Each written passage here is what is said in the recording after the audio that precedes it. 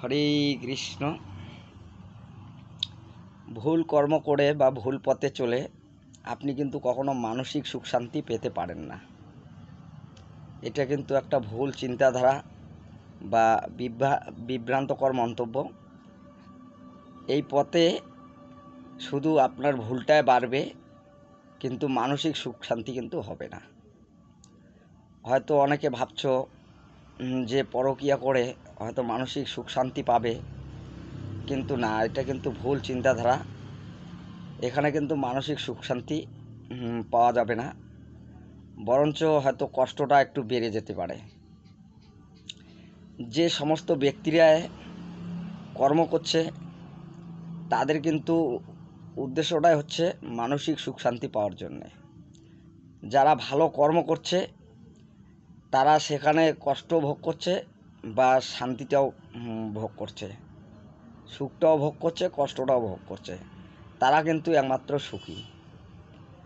আর যারা ভুল পথে চলে, ভুল পথে যারা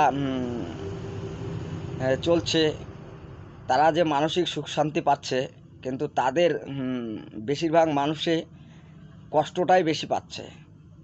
সুখ শান্তি পাওয়ার আশায় ভুল পথে চলছে বা সেই ভুল পথটাতে কষ্টটাই বেশি পাচ্ছে। যেরকম ধরো এই যত জেল খাচ্ছে আসামিরা রয়েছে, তারাও কিন্তু একটু মানসিক সুখ শান্তি পাওয়ার জন্য কিন্তু এই ভুল পথে চলে ভুল কর্ম করে তারা আজকে জেল খাচ্ছে। কিন্তু তারা কখনো ভাবে নাই যে এই ভুল পথটা চললে আমার ভবিষ্যৎটা নষ্ট হয়ে যাবে, এরকমটা কিন্তু তারা কখনো ভাবে নাই। তা পরকীয়া করে আপনি ভাবছেন যে এ সংসার ত্যাগ করে অন্য সংসারে গিয়ে উঠবেন, সেখানেও তো এখানকার মতো পরিস্থিতি হতে পারে, বা সেখানে এখানকার থেকেও আরও বেশি ভয়ানক পরিস্থিতি হতে পারে। তখন আপনি কি করবেন? তা ভুল পথে আপনি কখনো মানসিক সুখ শান্তি পেতে পারেন না। কিন্তু আপনি যেখানে আছেন সেখানে যদি আপনার উপরে কোনো অন্যায় অত্যাচার হয়, সেই জন্য আপনি আইনতভাবে কিন্তু পদক্ষেপ নিতে পারেন বা আইনের সাহায্য নিতে পারেন। আর আপনি যদি ভুল পথে যান, তখন কিন্তু আপনার ওই কষ্টটা বাড়বে, কিন্তু আপনি কারো সাহায্য পাবেন না।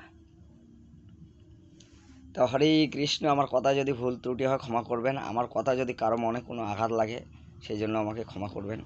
আমি শুধু একটু ভালো মন্দটা বোঝাবার চেষ্টা করছি। হরে কৃষ্ণ।